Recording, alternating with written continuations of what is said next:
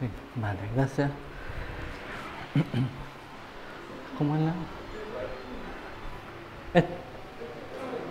Sí. Es mucha tecnología, me enredo. Ahí se escucha, ¿no? Sí. Hola, buenas tardes. Mi nombre es Bosco González. Y hoy día, bueno, vengo a compartir algunas reflexiones, algunas ideas respecto de los temas que me ha tocado investigar en los últimos años. Podríamos pensar que en un seminario, un encuentro sobre los problemas de los archivos, uno sería como el invitado de piedra, porque lo que yo he investigado fundamentalmente en los últimos años, digamos, desde el año 2002, que empecé a trabajar en mi doctorado, es en una visión distinta de los archivos, digamos. Por lo general estamos acostumbrados a que los archivos son fuentes de información sobre la historia de los pueblos indígenas, los pueblos originarios, como que se acopla. ¿Sí? Y si uno revisa los archivos, por lo general están escritos. Uno se pregunta si los indígenas en 1540 se comunicaban a través de la escritura. Entonces, lo personal, en conjunto con varios autores en distintos lugares del mundo, me sumo a una corriente que plantea que es necesario poder reconstruir la historia de los pueblos indígenas, pero desde los sistemas de comunicación de los indígenas, y no desde una escritura que muchas veces ha estado, está escrita por la mirada de las autoridades eclesiásticas, por la mirada de los encomenderos, del corregidor, del virrey, etc. Hay una serie de elementos que uno podría decir, cuando uno lee un documento colonial, ¿está expresada la voz de los indígenas ahí? Yo no podría decir que no, pero tampoco podría decir absolutamente sí. Las sociedades andinas tenían registros, formas de comunicarse. Como primer elemento, señalar que lo que se puede conocer, o lo que podríamos hablar sobre los archivos para construir la historia de los pueblos indígenas en el mundo andino y también en Mesoamérica y en otros lugares del mundo, podrían estar asociadas como a dos grandes conjuntos de documentos. Por un lado las crónicas y por otro lado las fuentes administrativas, que pueden ser libros contables, libros de bautismo y otra serie de documentos donde se dejaba ¿sí? Censos también, documentos que de alguna manera el Estado imperial, digamos, y el sistema como de evangelización le permitían ir dejando registros. ¿Ya? Pero la primera pregunta es que en las sociedades andinas coloniales, las comunidades indígenas primero no tenían acceso a la escritura, ni al ejercicio de escribir, ni tampoco al ejercicio de entender la escritura. Por lo tanto, uno dice, bueno, ¿cuál es la participación de los indígenas en esta escritura de la historia? ¿Podemos pensar una historia por fuera de la escritura? Entonces hay como una participación social asimétrica en estos documentos, no necesariamente. Un caso puntual, cuando uno revisa la documentación colonial, aparece mencionado, por ejemplo, el Valle de Yuta, el Valle de Azapa, Camiña, Tarapacá, Pica y así, ¿no? Pero entre el siglo XVI y el siglo XVII, el Valle de Camarones no está presente en los documentos del Estado imperial. Entonces la pregunta es, ¿el Valle de Camarones existía? ¿Había gente o no había gente? Si uno se queda con la idea de que con los documentos de los españoles solamente podría decir, bueno, en el Valle de Camarones no No habían comunidades, pero cuando uno va a leer la arqueología, Niemeyer y otros autores, nos encontramos, por ejemplo, con el poblado de Huancarane. Y el poblado de Huancarane tiene cerámica que es de 1590.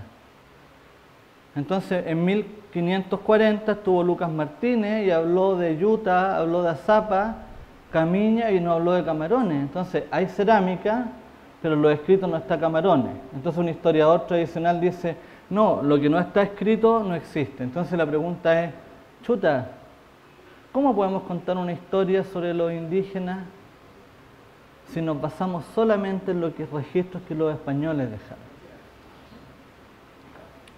Entonces, lo que yo considero y muchos otros, yo me vengo a sumar a esto después de casi 40 años de investigación de otra gente, no he inventado nada nuevo, ni me interesa tampoco inventarlo, yo me sumo a una corriente que es la etnohistoria, que busca construir la historia a partir de la voz de los pueblos indígenas.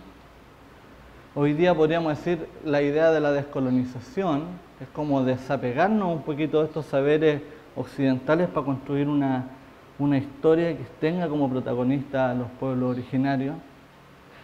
Y ahí aparecen una serie de fuentes que nos permitirían poder pensar una historia distinta. Por ejemplo, las fuentes orales, las fuentes táctiles, las fuentes sonoras, visuales y el arte rupestre.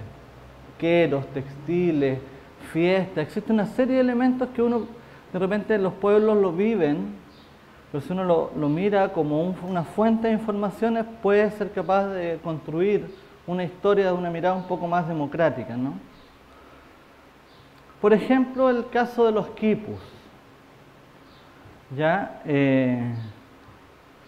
Nosotros nos podemos encontrar, por ejemplo, acá en el caso de Tupicocha, que hasta el día de hoy los quipus son utilizados por las comunidades como herramientas para contar determinadas historias,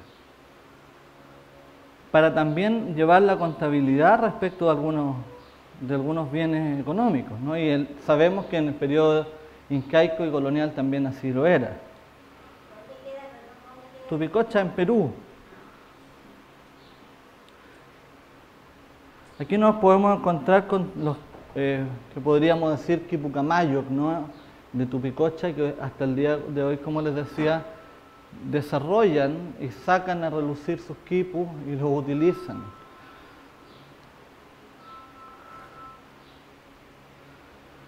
Y acá tenemos, por ejemplo, en el caso de los chipayas, en Bolivia, dos mujeres algo que Teresa Gisbert publica que hace referencia a que sería un quipu. Y yo les quiero leer algo que es bien interesante, porque está la idea de que como que estos sistemas de comunicación indígenas se habrían perdido durante la colonia. ¿Se escucha, no? ¿Sí?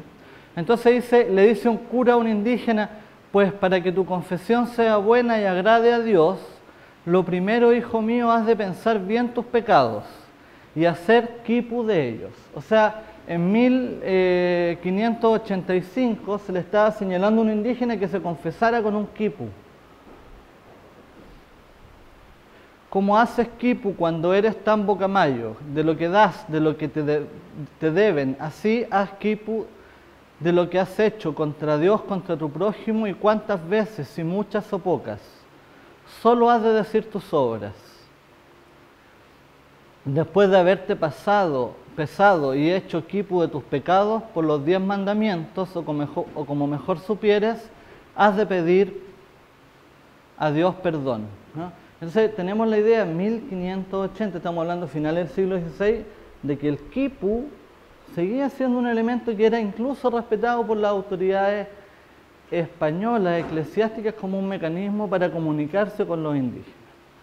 Y de repente está la idea como de que en el fondo solamente la escritura, entonces uno pudiera acceder a esos procesos de confesión con quipu, podría acceder a una historia distinta o a otra mirada a la historia.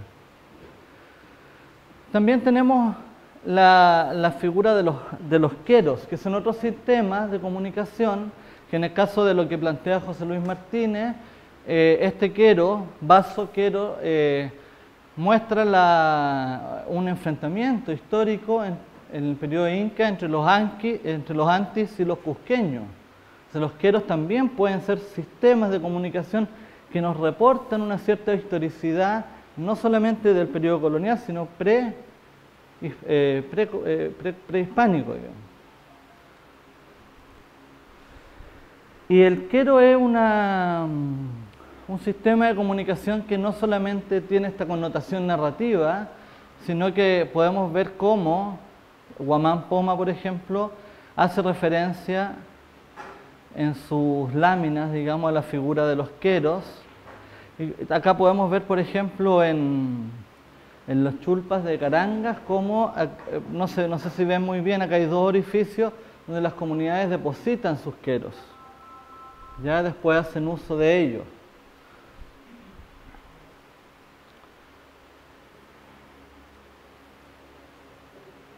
Aquí como que se puede ver con mayor como nitidez estos espacios para hacer depósito de los quipus, que tienen entonces una función narrativa, pero también ritual de comunicación social. Y acá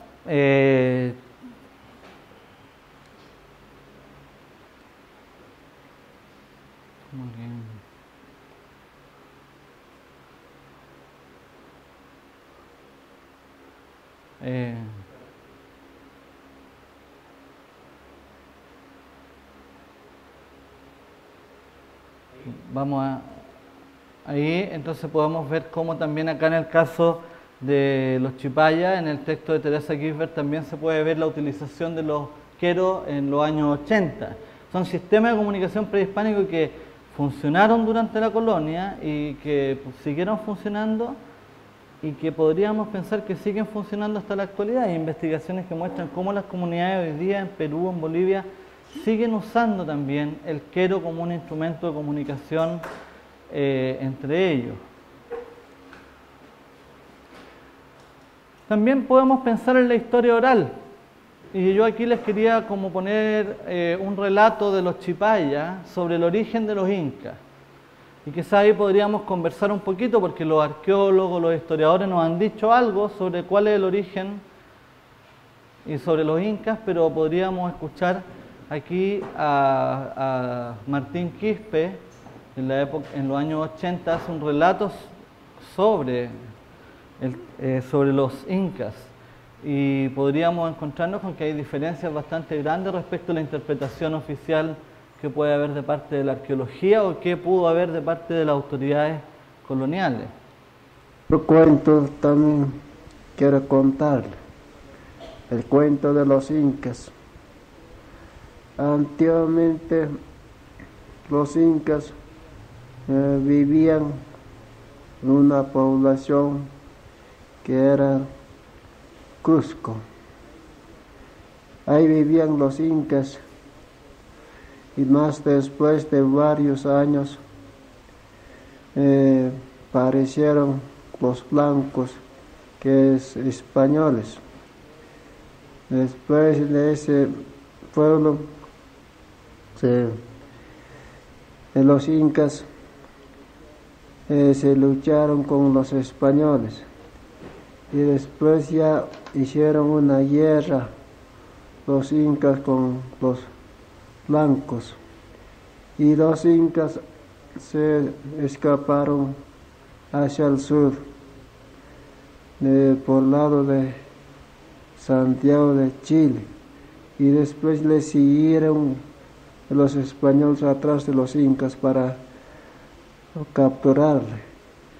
Pues los incas vinieron por acá y después en el lugar de Barcipita, ahí se cainaron un día que se llama Barcipita, nuestro lugar. Y ese lugar hay toda clase de plantas de los cerros, como ñaca, chiraba, chachacuma, paja brava y otro más. Y después los incas pasaron por acá con dirección al Potochi, que hoy es Potosí, En eso, en Potosí llegaron los incas. En ese tiempo todos los cerros eran ricos. A la vista dice que estaban los metales, los cerros dice que brillaban de puros metales a la vista. Y entonces los españoles también vinieron a Potosí, lo capturaron al Inca. Después el Inca dice que le ofreció para no morir, hasta donde mi mano alcance, te voy a dar este cargamento, este tesoro, la plata. Dice que ofreció al Inca. Entonces se le soltó al Inca y terminando esa joya, 8 vueltas dice que le capturaron al Inca y después fue terminado y los incas. Más después los españoles se comenzaron la guerra con los aymaras y los aymaras se luchaban con los españoles. Después esos plata, esos tesoros, los metales que estaban a la vista y los cerros que brillaban, todo se desapareció, se volvieron piedras y se entraron al corazón de los cerros los metales. Ahí se termina el cuento de los incas.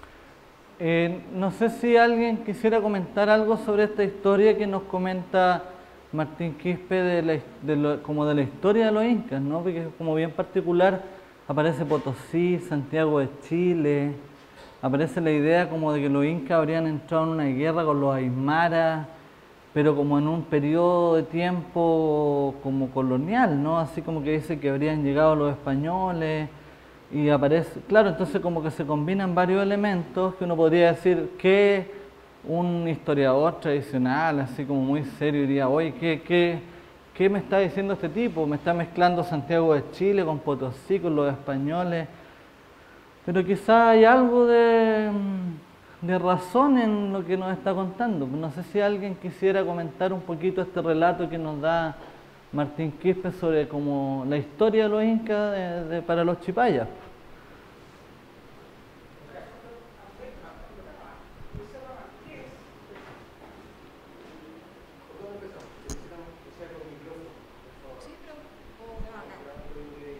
No sé, ahí... ¿Quién estaba primero? No sé. Bueno, soy Ana María Tapia del Valle de Tíbar. Nuestros abuelos nos contaban que el Cerro Marqués había mucho oro, pero que un día en especial se abría, ¿ya? Y como testimonio nosotros tenemos nuestra iglesia en Tímar, todo el retablo es pintado con polvos de oro y tierras de colores del Cerro Marqués. Y cuentan también otras personas que iban a buscar el tesoro, iban con mulas, y ese día se abría el cerro, entraban y ya no podían salir porque el cerro se cerraba. Eso siempre contaban los abuelos, que en el Cerro Marqués había mucho oro, y es por eso que en este momento tenemos una minera Plata Carina que está sacando todos nuestros minerales. Ya está perforando y está causando daño en nuestra naturaleza. Eso, gracias. Que podría haber una relación entre lo que cuenta el relato chipaya y lo que usted me dice, porque en el relato chipaya los cerros están asociados a la presencia de oro hasta que llegaron los españoles. Claro. Muchas gracias. Gracias.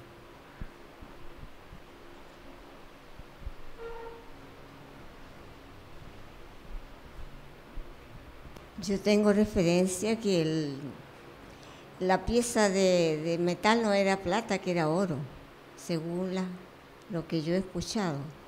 Y también tengo referencias que en la isla de Pascua también fueron no sé si fueron los incas o los aymaras, pero ahí hay pircas de piedra.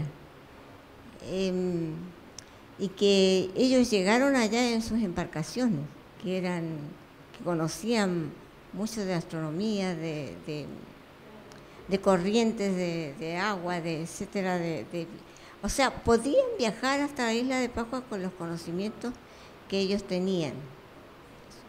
Muchas gracias. ¿Alguien más quisiera comentar algo sobre este relato que nos da Martín Quispe de Chipaya, digamos, sobre el tema de la historia de los incas? Porque la historia oficial nos cuenta otra cosa, ¿sí? Como que los incas se habrían detenido. De hecho, acá hay un documento escrito, ¿no? Dice, huyendo con sus capitanes, Manco Cápac, ¿no? Mandó retratarse el dicho Manco Inca y sus armas en una peña grandísima para que fuese memoria. Y como no pudo allí resistir en el dicho pueblo de Tambo, desde allí se retiró más adentro a la montaña de Vilcabamba. Pero aquí todavía no existía Santiago de Chile. Tampoco Potosí era un gran centro minero, bueno, es un relato del siglo XVI, comienzo del siglo XVI, donde se supone que esta representación habría sido mandada a pintar por este inca en rebeldía, digamos, que se habría ido replegado con su ejército, digamos, rebelde en Vilcabamba. Entonces, si uno escucha el relato Chipaya y lo compara con este otro relato que viene de la escritura, pareciera ser que hay como versiones distintas.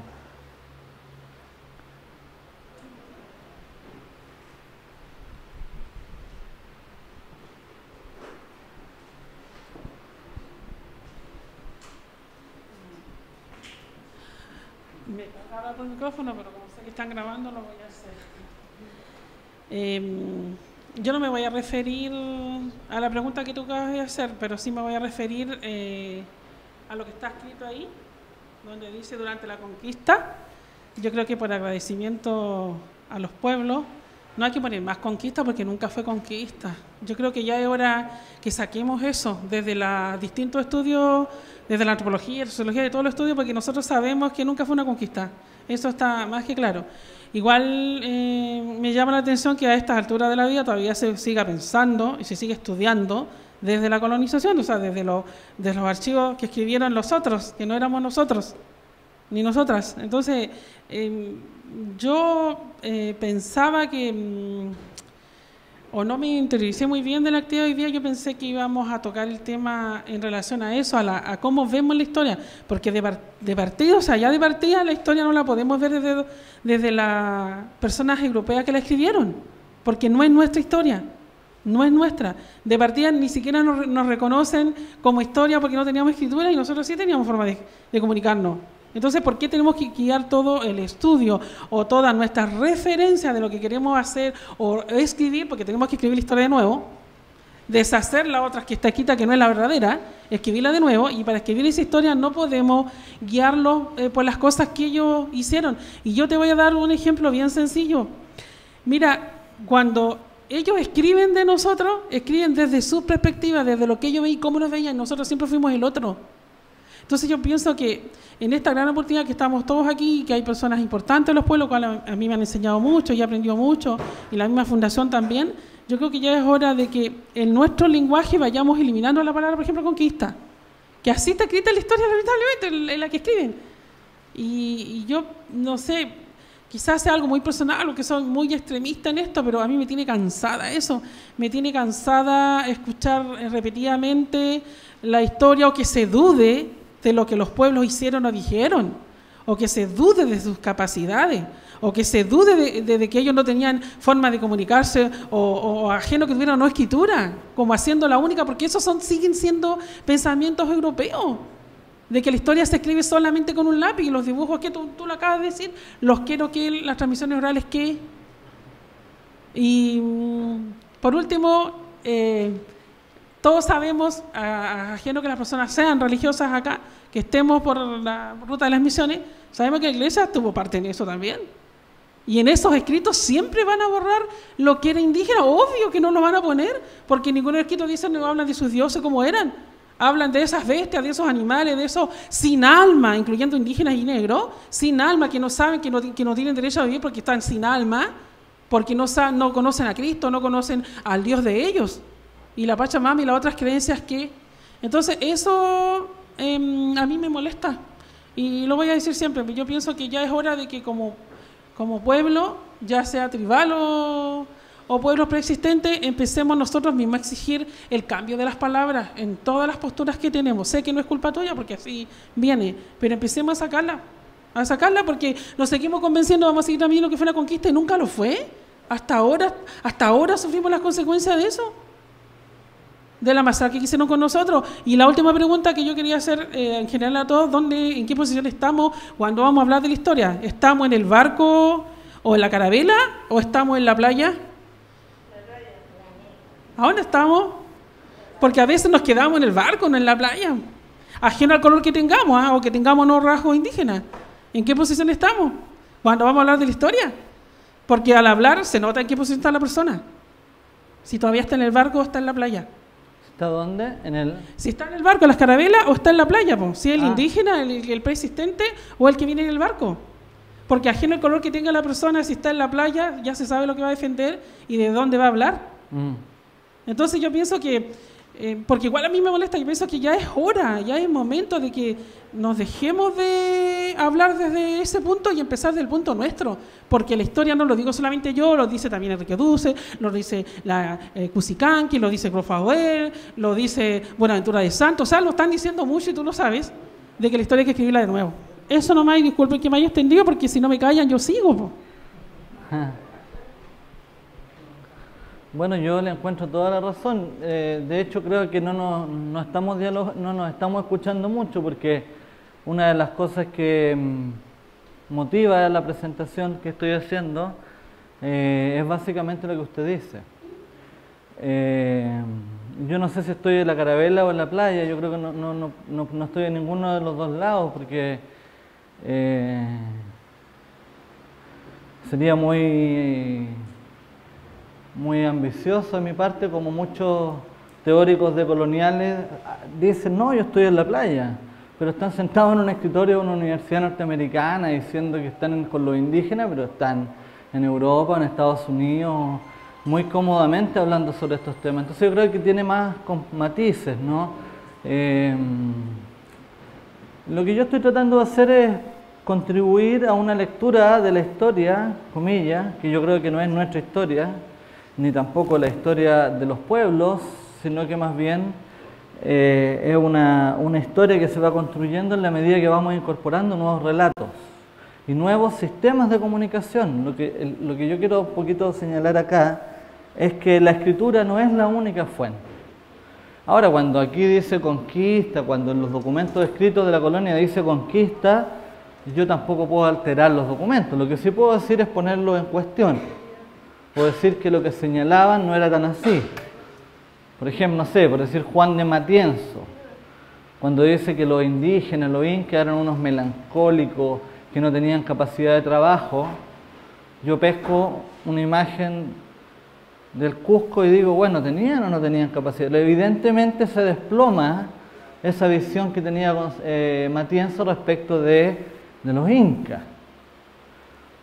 Pero también hay que entender que la crónica buscaba construir una imagen del otro que permitiera construir un sistema de dominación sobre el otro. Es decir, ya no sé si me explico. Otro de los elementos que a mí en lo personal me ha apasionado mucho poder trabajar para poder entender esta historia de los pueblos originarios es el arte rupestre, ¿ya? Todos pensamos un poco como que el arte rupestre se detuvo con la conquista. La mayoría, si uno revisa la literatura arqueológica hasta 1990, se hablaba de arte rupestre prehispánico. Y de a poquito empiezan a aparecer algunos artículos que hacen referencia a que habría existido un arte rupestre post-hispano, después de la conquista. Y muchos colegas todavía siguen considerándolo como, en algunos lugares, como graffiti, como vandalismo, que no es arte, etcétera. Pero en el fondo uno podría decir, son sistemas de comunicación a través de los cuales los indígenas se comunicaban y lograban construir una mirada respecto de sí mismos, de su historia y también del otro, no del conquistador. Pese a que era un sistema fuertemente perseguido por la Iglesia. Si nosotros nos fijamos acá, dice que existía entre los indios una costumbre envejecida de pintar ídolos y figuras de demonios y animales. Cuando uno ve el arte rupestre, digamos, de cualquier sitio y se encuentra con alguna escena, una caravana de camélidos o un sol o cualquier figura prehispánica, no sabríamos, yo no me atrevería a decir que eran demonios, ¿no? Pero en la época se consignaba de esa manera en los documentos, lo cual habría de suponer la existencia de sus antiguas idolatrías. O sea, el arte rupestre era un sistema de comunicación que para los españoles refería a antiguos sistemas de pensamiento que eran idolátricos, ¿no? Y los españoles tenían una campaña de extirpación de idolatría. O sea, en el fondo que había que erradicar el arte rupestre de las prácticas indígenas porque era una práctica, por decirlo así, demoníaca, ¿no? Que tenía que ver con el antiguo orden. Entrando en cada repartimiento, que ningún oficial de aquí en adelante labre ni pinte tales figuras o graves penas. O sea, era una práctica que estaba condenada punitivamente. Y las pinturas y figuras que tuviesen en sus casas, edificios y en los demás instrumentos que buenamente y sin mucho daño se pudieran quitar, señalaréis que se pongan cruces y otras insignias de cristianos en sus casas y edificios. O sea, donde hay arte rupestre pongamos cruces. ¿Ya? Y en la misma dirección Toledo dice que se borren los animales que los indios pintan en cualquier parte. Estamos hablando de 1574, entonces la pregunta es, ¿por qué yo hoy día cuando voy a estudiar el arte rupestre de Huancarane o de Amasaca o de Ofragía me encuentro con arte rupestre que funciona después de 1574? Porque los indígenas de alguna manera persistieron y siguieron insistiendo en la importancia de sus antiguos sistemas de comunicación. Y pareciera ser que durante mucho tiempo la historia no se hizo cargo de eso para poder construir una historia de los pueblos originarios. Y acá nos podemos encontrar, por ejemplo, en el caso de Córdoba, en Argentina, en el sitio Cerro Colorado. Yo voy a mostrarles casos de distintos lugares como de Sudamérica para que veamos que esto no es una práctica como restringida a un lugar. Estamos hablando de Córdoba, donde podemos ver arte rupestre, donde aparecen los primeros conquistadores con la cruz, ¿no? Aquí hay un acto de construcción del otro de parte de los indígenas en el arte rupestre. O sea, el análisis de la técnica y del estilo no podría hacernos pensar que eran los españoles que estaban construyendo estos tipos de registros. El arte rupestre es un sistema altamente sofisticado que no permite que cualquiera llegue y empiece a generar un sistema de grabado o percusión en la piedra para poder producir estas soluciones visuales. Nos encontramos con estas representaciones. También esto es el Cusco, la zona específicamente Espinar. Y nos podemos encontrar con cruces cristianas que están en el arte rupestre. Estas han sido reportadas por Rainer Hosnick, que están en distintos contextos estas cruces funcionando. Acá, por ejemplo, en Cerro Blanco, en Cotpa, nos encontramos con representaciones de cruces. Acá nos encontramos con una suerte de corona, con una cruz en la parte superior. Y acá, bueno, no se ve, no se alcanza a ver lamentablemente, pero nos encontramos como con lo que los arqueólogos denominan un antroposomorfo, ya, un animal como con similitudes a un humano que tiene un gorro, y en la parte superior de este sombrero tiene una cruz. Y fíjense que Tupac Amaru, para la rebelión de la segunda mitad del siglo XVIII, dice, Micaela Bastía dice, que todos los rebeldes tupacamaristas porten cruces en sus sombreros en señal de ser buenos cristianos. Entonces uno podría decir, ¿por qué no podemos considerar estos registros como una manera de poder contar la historia? Disculpen. la historia de los... Esto está en Chillaíza, Camiña. La historia de la rebelión, de las rebeliones indígenas en la segunda mitad del siglo XVIII en Camiña.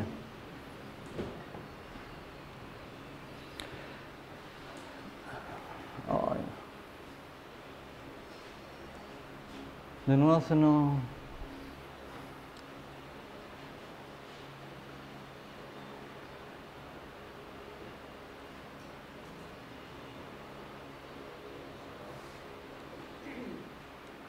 Y acá nos encontramos con otros registros, por ejemplo estos Huancaranes, una cruz en un calvario. Acá nos encontramos de nuevo con una cruz en una base de calvario, pero que está vinculada a un animal, con un personaje arriba. Esto Huasquiña, entre la quebrada de Tarapacá y la quebrada de Camiña está Huasquiña, sería como la parte baja de Aroma. No sé si les suena Huasquiña, ¿sí? Y acá no se ve muy bien, pero hay unas cruces como geoglifos. Esto es Camiña, Chillaíza 2 específicamente, donde podemos ver una especie de cruz como con un estandarte, ¿no? Entonces, y hay muchos teóricos que hoy día dicen que en el fondo esto no es un mecanismo de evangelización, sino que son maneras que los indígenas tuvieron de tomar la cruz y hacerla parte de sus propios discursos, ¿no? Porque algunos dirían así como resultado de un proceso de hibridación, sincretismo y otras palabras teóricas para explicar que en el fondo los indígenas pudieron efectivamente tomar elementos del cristianismo y ocuparlos como una construcción narrativa sobre sí mismos. Acá nos encontramos, por ejemplo, con otros ejemplos muy interesantes donde vemos un antropomorfo que tiene claras características prehispánicas, pero que incorpora la cruz en sus extremidades. Acá también vemos la cruz incorporada en un símbolo que es ampliamente difundido en el periodo incaico. Entonces hay una vinculación, la cruz tampoco está tapando lo previo, no está invisibilizando, sino que forma parte de una solución visual, una solución estética distinta que de alguna manera está dándonos cuenta de una construcción ideológica de los pueblos originarios, una narrativa histórica propia, ¿no?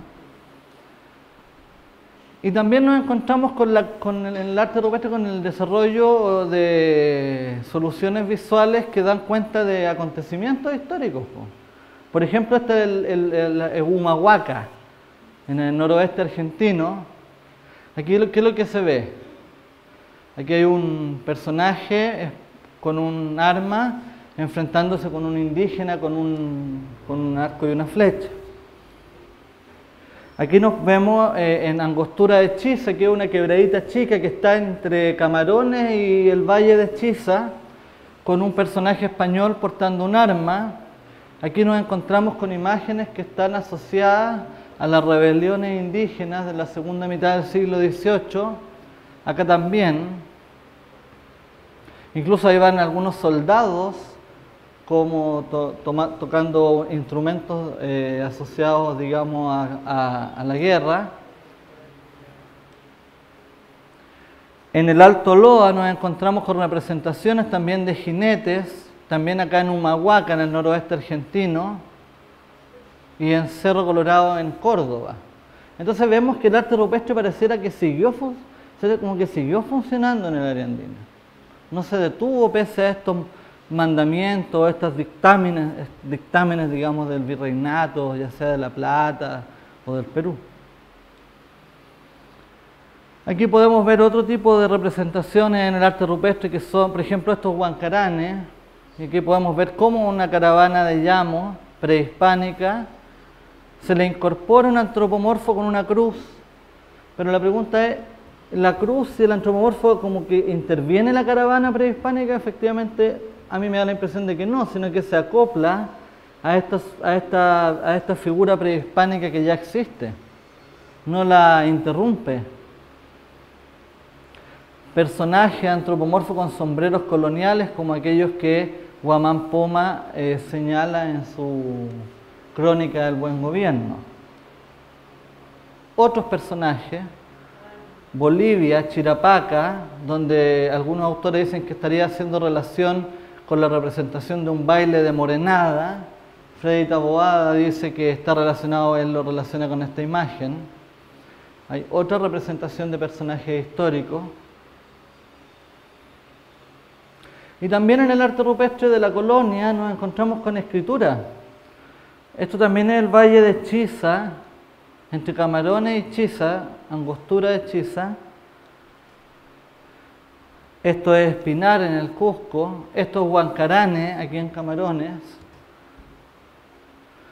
Esto es Calatambo, lo que la gente de allá le llama la cueva del francés. Huancarane. Y podemos ver cómo pareciera ser que esta letra que estaba en los documentos sale de los archivos a las murallas, ¿no? A los aleros rocosos. Y también nos encontramos con embarcaciones en el arte rupestre. Acá, esto es el Alto Loa. Chillaíza, Valle de Camiña, nos encontramos con la representación aquí de una embarcación. Si uno la puede ver un poquito más grande ahí. Y acá otra referencia a otra embarcación en la misma quebrada, en la misma quebradita seca, que acá como que se puede ver un poco más ampliada, ¿no? Y la misma podemos encontrar en la zona de Oruro, gracias a los reportes de Marco Arena, este alero rocoso donde todavía se hacen bilanchas, y la gente se reúne para la época de carnaval y otros momentos y sigue desarrollando el arte rupestre hasta el día de hoy. Nos encontramos con la representación también de embarcaciones. Entonces uno dice, ¿qué hace un barco en el arte rupestre de Oruro, de Camiña? Evidentemente el arte rupestre pareciera que siguió tratando de construir una historia desde la mirada, ¿no? de los propios indígenas. En Chirapaca nos encontramos también con otras embarcaciones que son más tardías, yo las pienso que están asociadas al siglo XX, y ahí dice el lago Titicaca, ¿no? Y atrás, si ustedes se fijan, está la pintura como de un templo andino. Ahí hay como una cruz, o sea, una torre, acá está el templo, ¿no?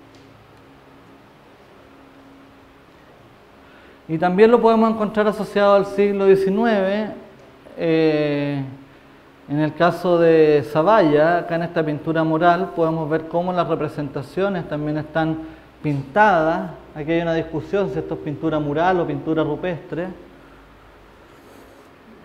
Y no sé si ustedes logran ver ahí, pero las embarcaciones, ¿sí? Y de alguna manera es interesante, como para ir cerrando, que estos registros del arte rupestre no solamente están en el arte rupestre, sino que se comparten con otros soportes de memoria donde podemos encontrar esta historia. Porque, y respondiéndole un poco a usted, hagámonos cargo de la pregunta: ¿cómo construimos la historia si no queremos hacer referencia a los sistemas de escritura coloniales, a esta mirada de la descolonización? ¿Dónde echamos mano para la información? Yo, que no estoy ni en la carabela ni en la playa, logro hacerlo a través de lo que los indígenas dejaron como registros de sus formas de pensar y de hacer. Y nos encontramos, por ejemplo, con esta figura que es Chillaíza en Camiña, donde se ve que hay un personaje tocando un arpa. Ahí se puede ver con mayor claridad, ¿sí? Y que de alguna manera, si nos vamos a Pachama, aparece también. Entonces no son registros que están como aislados. Pachama de Camiña y el personaje tocando el arpa, como que hay una semántica, ¿no? Una construcción visual que... dígame. ¿Ah? Chile, Camiña. Acá Pachama, Arica, sí. Sí. O esta representación que está en Chillaíza, muy cerquita de este personaje que toca el arpa, pero que también la podemos ver en la entrada de la iglesia y adentro de las iglesias, ¿no? Que tienen ciertas similitudes, parece que como ciertos elementos salen del arte rupestre o salen de la iglesia y se instalan en estos otros lugares que eran como prohibidos por el sistema eclesiástico, ¿no? Acá tenemos un cuero donde se inscribían instrucciones de rezo. Estaban graficadas, ¿no? Y acá no sé si le puedes poner play, Álvaro, porfa.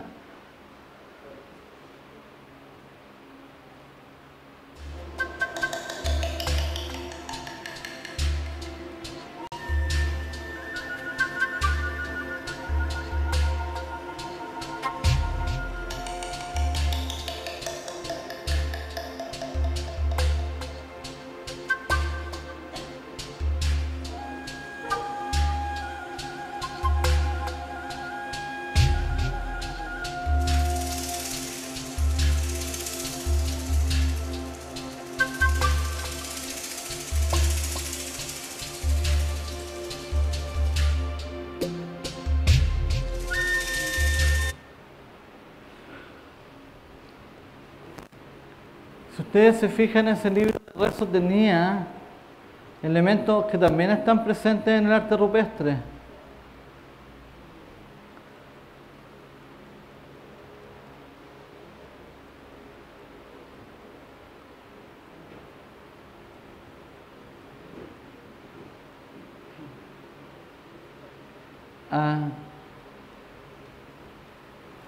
Esta representación está en los libros de rezo. Y esta también, y significa pedir lluvia. En los libros de rezo, los cueros de Oruro, que significa Dios Yaguaimi, esta representación significa pedir agua a la Pachamama. Entonces los libros de rezo, que eran a través de los cuales los curas le enseñaban el evangelio a los indígenas, están con elementos que también están en el arte rupestre. Entonces la pregunta ahí es, ¿cómo nosotros podemos pensar no en términos dicotómicos esto, no de que una historia donde como que habrían llegado los españoles con los curas y se acabó todo lo que tenía que ver con los indígenas y como que empezó otra historia? Pareciera ser que hay una historia que tenemos que empezar a hacernos cargo de contar y de poder sacar de todos estos elementos. Yo eso era lo que quería compartir con ustedes. Muchas gracias.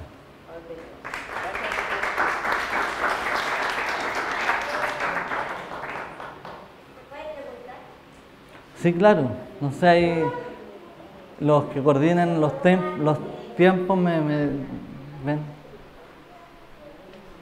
En Socoroma tenemos la información de que los antepasados nuestros, sean aymaras, o sean quechua, no sé qué más, conocían la chacana, la cruz, o sea, la constelación de la Cruz del Sur, que es como una cruz, ¿no?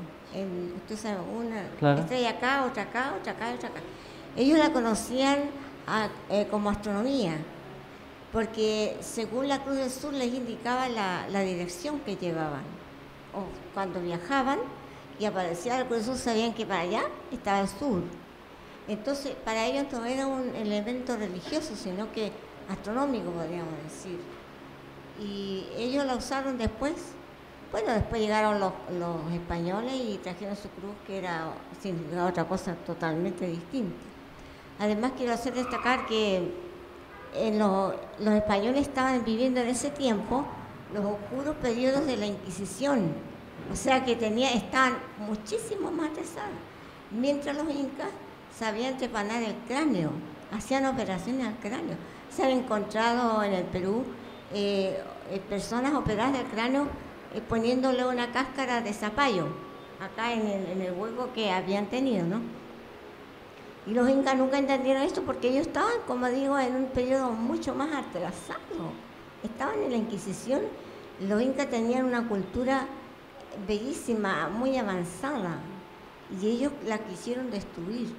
Pero ahora los arqueólogos y todas las personas que estudian estas cosas han descubierto signos, cadáveres, como digo, que prepararon el cráneo en ese tiempo, y tejidos, cosas artísticas, en joyas, en oro, en plata, muchísimo más avanzada para ese entonces de la que tenían los españoles. Gracias. Bueno, la idea de la cruz es bien interesante porque hay un documento cuando hay discusiones, dicen que esto no pasó, pero cuando el carmelita Vázquez de Espinosa visita los Altos de Arica, y también algunos textos publicados por Hidalgo el 85 por ahí, con Hidalgo y Díaz, cartas al obispo de Arequipa, aparece la idea de que los indígenas seguían cometiendo, decía, sus mismas idolatrías haciendo uso de nuestros símbolos. Entonces cuando uno ve una cruz en el arte rupestre y por otro lado hay un documento que dice, oye, ojo que están haciendo las mismas idolatrías de antes pero con nuestros propios símbolos, en lugares donde muchas veces los documentos muestran que el cura se ausentaba por 2 años y los mismos indígenas tenían que asumir las tareas, digamos, de evangelización, etc. Entonces, yo no lo pensaría así como en blanco y negro. La idea de la cruz no necesariamente evoca a que hay una incorporación de lo cristiano de manera inmediata, sino que la cruz puede estar haciendo referencia a la chacana, puede estar haciendo referencia a otros elementos que yo creo que es importante considerar.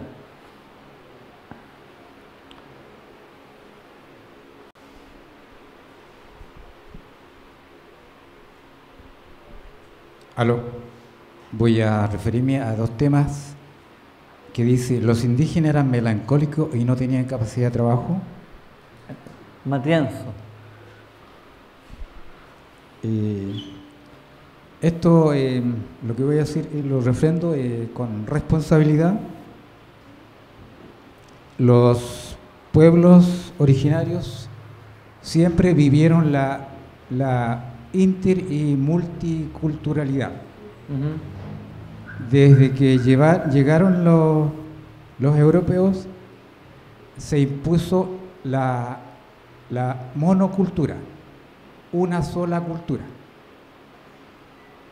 A pesar de que en América Latina existían muchas culturas, por ejemplo, nosotros tenemos 9 pueblos, hay 9 culturas, Bolivia tiene 36 pueblos y así en todos los países republicanos hay varias culturas diferentes.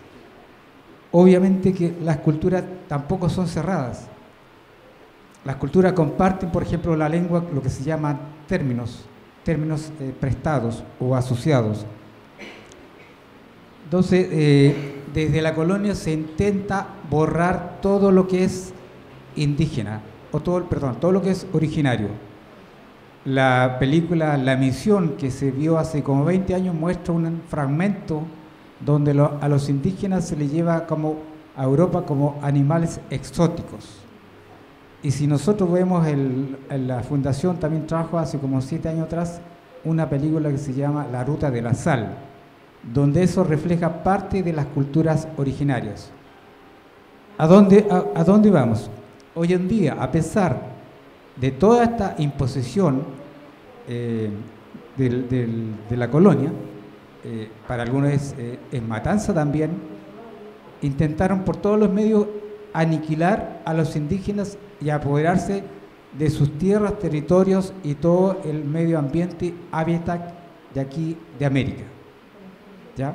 Ese es el fin. Por lo tanto, cuando el indígena, bien dice la hermana de Socoroma, de la cruz es la cruz cuadrada o la chacana. La cruz cuadrada chacana está reflejada en Tiahuanaco, en las piedras está repujada. Eso es del año 1100. Ni siquiera todavía en Caico, es más antes, ¿ya? Entonces, ese tipo de cruz representa a los pueblos originarios, especialmente allá representa a los 4 suyos del Tiahuantinsuyo. Y más aún, esa orientación, esas 4 puntas están relacionadas con las coordenadas, o con ¿cómo se llama? La cruz también que se forma con las estrellas. Entonces, el tema es bien interesante, pero no puedo expresar todo lo que quiero decir por la simple razón de que los pueblos originarios no fueron melancólicos y tampoco niego donde dice que no tenían capacidad de trabajo. El periodo de trabajo de los pueblos originarios es antiguo, antes de Cristo. Si nosotros vemos la arqueología en Tiahuanaco, por el año 1100 ya trabajaban la metalurgia, y ahí se ven aleaciones en los pórtigos, aleaciones de bronce, que es cobre y níquel, o cobre arsénico, esa aleación. Y ese trabajo metalurgista se hacía de toda esta zona norte del desierto de Atacama, incluso toda la parte de Bolívar, donde estaba el Tihuantinsuyo. De cada pueblo originario sacaban los maestros, y eso también había una rotación de los maestros. Eso lo digo con propiedad. Yo hice un estudio metalurgista acá en el Valle de Utah, por el año 1100, donde efectivamente ellos trabajaron y fundieron los metales, y en la cual para ellos el oro y la plata significó hacer materiales o instrumentos para adoración de los dioses, mientras que las aleaciones de bronce, de cobre y otros eran para herramientas de trabajo, ¿ya? Sin embargo, aquí en esta región no se ha descubierto minas tan antiguas como en San Pedro o en Perú. Entonces hay una rotación. Y cuando usted hace una pregunta, ¿y qué hace un barco allá arriba en el altiplano? La pregunta también se la haga usted, ¿y qué hacen las conchas petrificadas en San Pedro, en Oruro, allá en la parte de Perú? ¿Ah? Entonces, ¿y qué hacen esas conchas? Si las conchas tienen que estar acá en la playa. Entonces, lo otro es que efectivamente aquí en el valle, la cultura chiribaya en el valle, se ha encontrado del año 1100 paquetes de pescado, estamos hablando de ese año, para hacer trueque con la parte del altiplano. Del altiplano traían productos de allá, y acá había islas o penínsulas, ¿ya? Entonces, un trueque, gracias hermana. Entonces, hay un trueque de material, pero también hay un intercambio intercultural y de conocimiento. Eso hace que ese barquito, o de los que estaban acá en la playa, eso también se empieza a dibujar en las rutas caravaneras. Las rutas caravaneras, esa simbología es la orientación. Mis padres todavía me llevaron a mí a hacer el intercambio. Y como en las rutas caravaneras hay apachetas, hay pascanas, es decir, todo esto viene antes de Cristo y hoy día se ha mantenido. Y más aún cuando nosotros hablamos de hoy, estamos hablando del Capañán en 5 países. El Capañán es una refundación de los caminos ancestrales que ya existían. Recordemos que el periodo incaico dura como 350 años después que cae el periodo tiahuanaco, y cuando llegan los españoles dicen que acá a todo es inca porque encontraron a los incas acá gobernando. Pero los incas no se impusieron a los pueblos otros que estaban aquí bajo la tutela de Tiahuanaco, sino que llegaron a una alianza y un acuerdo donde había que hacer tributo, ¿ya? Hasta ahí no me lo dejo porque si no me voy a comer todo el tiempo. Gracias. Sí, gracias. Bueno, voy a tratar de contestar algunas de las preguntas que me hacen. Lo primero, la frase, ¿no? Melancólicos, ¿no? Y que no tenían capacidad de trabajo. Yo estaba citando a Juan de Matienzo, digamos, un español que escribe en el siglo XVI. Y lo estaba como de alguna manera poniendo en cuestión. No estoy afirmando que eso sea así. Respecto a las conchas, es súper interesante la figura del espondilus.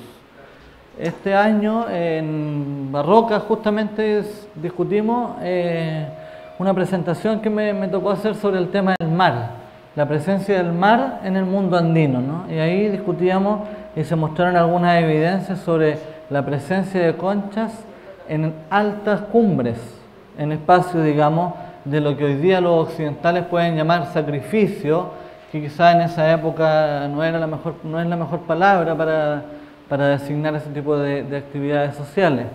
Y el espondilus, la concha, tiene una valoración social muy alta en el periodo incaico y pre-incaico. Incluso había un montón de joyas que se confeccionaban también con el Spondylus, que es una suerte, es un molusco muy, muy preciado, digamos, para el periodo incaico y preincaico. Eso le podría contestarle. Me gustaría contestarle varias cosas, pero yo sé que hay tiempos como que tienen algunos tiempos ahí. Sí, si alguien tuviera una pregunta más, porque después vamos a tener un coffee y luego vamos a tener otro taller, así que en que ustedes van a tener que hablar harto, así que ahí van a tener quizás espacio para resolver algunas otras preguntas, pero también para contar un poco de su historia, así que una sola y luego nos vamos a tomar un cafecito, ¿les parece? Hay una señora que...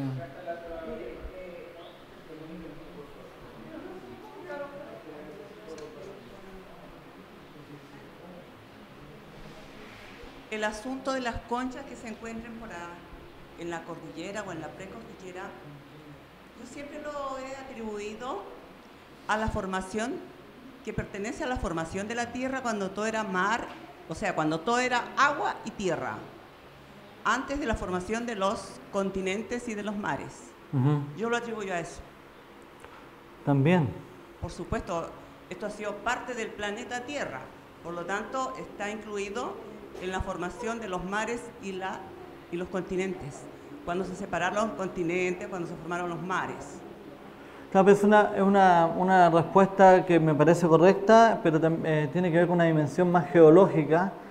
Pero lo que no podemos negar es que el mundo andino, tanto incaico como preincaico como colonial, se caracterizó por un elemento que un etnohistoriador de los años 60, John Murray, nombró como verticalidad, ¿no? De los entrepisos ecológicos. Entonces es posible que nosotros podamos encontrar elementos amazónicos en entierros costeros o precordilleranos, digamos, de las tierras, digamos, de Arica o Tarapacá, como también podamos encontrar elementos asociados a la costa en las tierras altas. Pero no es producto solamente de un comportamiento geológico, sino que son hombres y mujeres en caravanas, digamos, que son capaces de hacer transitar elementos del mar hacia la cordillera y pasar más allá, y viceversa. Por eso que aquí el hermano hablaba de las apachetas, las pascanas, que en otros lados a las pascanas le llaman sayañas, ¿no? Que son estos lugares donde los caravaneros pernoctaban, descansaban y que muchas veces corresponden con lugares donde uno encuentra arte rupestre. Entonces yo creo que tiene que ver como con esas dos cosas: movilidad espacial, interacción, intercambio, y también este otro componente geológico que evidentemente uno puede como considerar para explicarse por qué hay elementos marinos en las tierras altas.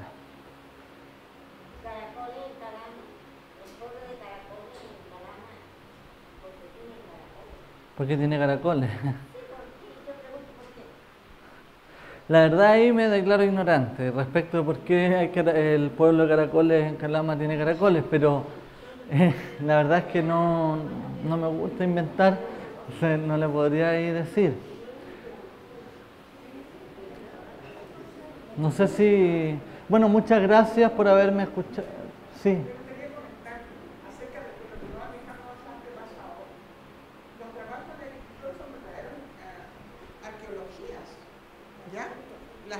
Las platabandas que tenemos, las pircas de 200, 300 años, cómo cae el agua, las acequias, son verdaderos, que dicen que son ignorantes, que no tienen estudio, son verdaderos cientistas porque todo calza, el agua baja, decanta sin un mayor problema, ¿no?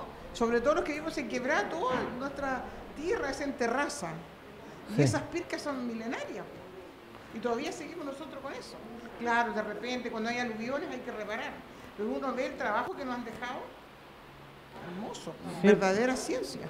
Bueno, y ahí hay un verdadero sistema de matemático que uno podría decir, aquí hay una construcción de un pensamiento matemático. Cuando uno ve el texto que yo le recomiendo revisar, está en línea, se llama El sistema de regadío en Chiapas, de Gabriel Martínez, Chiapas, Tarapacá, digamos ahí como de Chusmisa hacia el norte. Puede encontrar claramente cómo este antropólogo por la década de los 70, 80 logra ir describiendo paso a paso cómo las medidas de agua dan cuenta como de un pensamiento andino matemático, ¿no? Muy interesante. Gracias. Sí. El sistema de regadío en Chiapas, de Gabriel Martínez. Bueno, muchas gracias. Gracias por su tiempo. Nos vamos a dar 15